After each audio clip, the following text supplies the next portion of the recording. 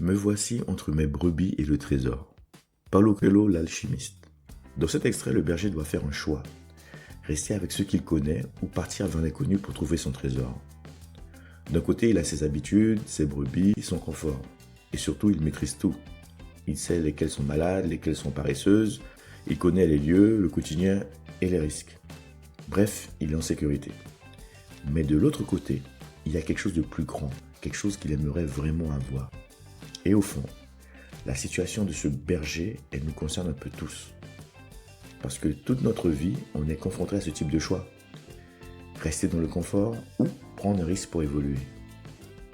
Et parfois, on entend dans le développement personnel, lance-toi, pas de plan B. Mais dans la réalité, ce n'est pas si simple. Parce que certaines personnes ont essayé et elles ont quitté leur travail, effectivement. Elles se sont lancées, mais ça n'a pas fonctionné. Résultat, elles ont tout perdu. Et après coup, on entend parfois certains coachs dire oui, mais je ne vous ai pas dit de tout quitter d'un coup.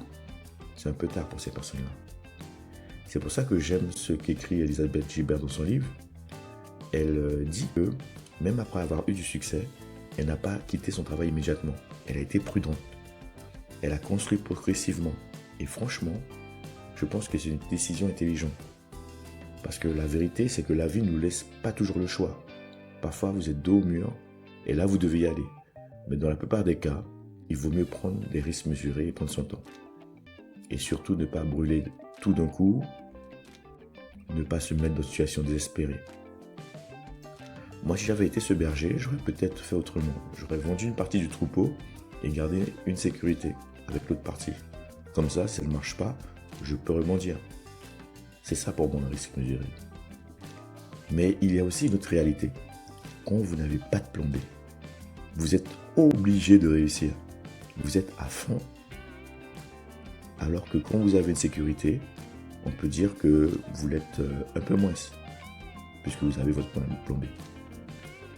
Imaginez que je décide de tout quitter pour devenir écrivain. Plus de travail, plus de sécurité, plus de revenus. Là, ce n'est plus seulement une envie, ça devient vraiment une nécessité. Et j'ai pas le choix. Et parfois, c'est là que tout change aussi. En mieux, comme je viens de dire, ou en pire. Mais honnêtement, moi je préfère la prudence. Parce que le succès peut prendre du temps. Et bien sûr, il ne vient pas toujours rapidement. On pourrait prendre cette image où le succès monte un escalier, ainsi il monte petit à petit, marche par marche. Et puis il y a aussi ceux qui fonctionnent sous pression, comme certains étudiants qui attendent le dernier moment pour travailler.